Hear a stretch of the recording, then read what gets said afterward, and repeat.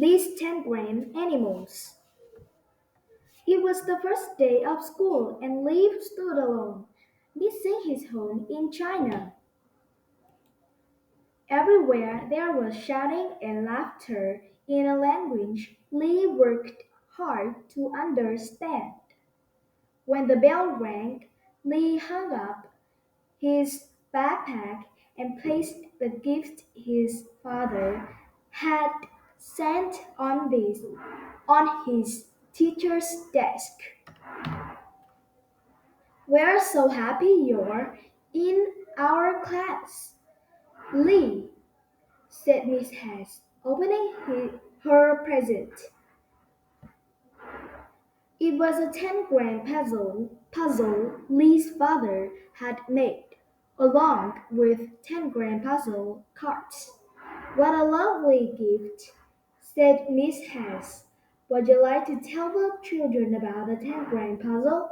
Lee looked down at the floor. "That's okay, Lee," said Miss Hess.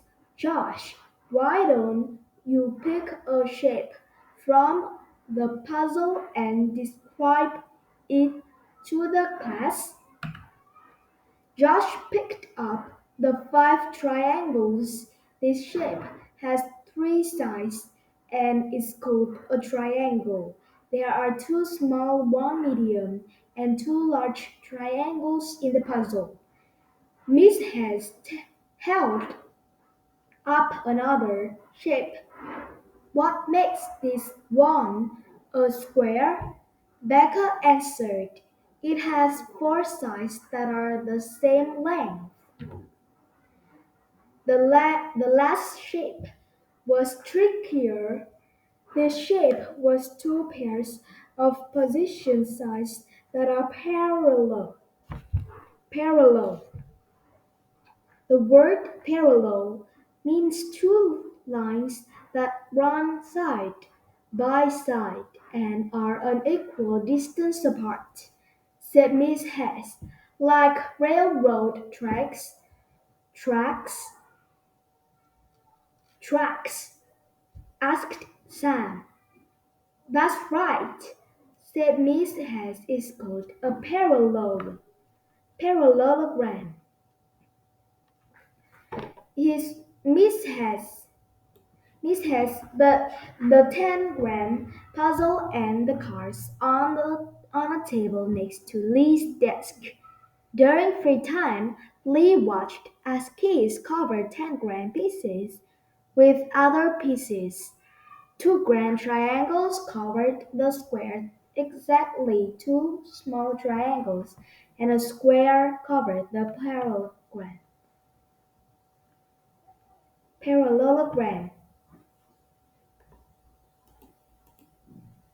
One day Miss Hess told the class they would be starting an animal science unit. "I'll give you some riddles, and then you can guess the animals we're going to study," said Miss Hess. "The first animal is a symbol of the United States. It is one of the largest birds of prey, and its eyesight is excellent." "Any guesses?" asked Miss Hess. Lee knew right away. Too shy to raise his hand, Lee had an idea. He quickly looked through the 10-gram cards and arranged the puzzle. He showed Miss Hess as she passed his desk.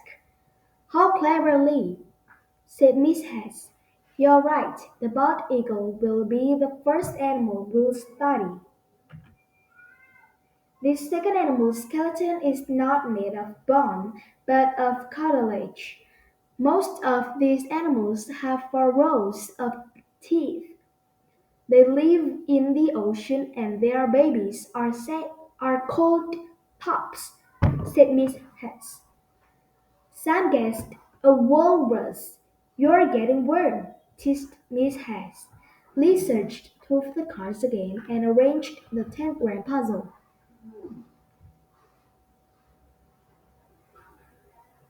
"Right again, Lee," said Miss Hess. "Can you tell the kids what you've made?" "A shark," said Lee proudly.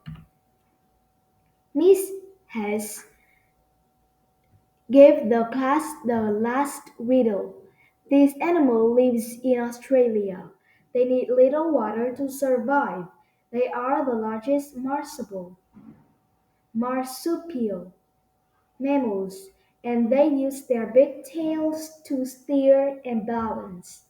They didn't recognize the word marsupial mammals, and they use their big tails to steer and balance.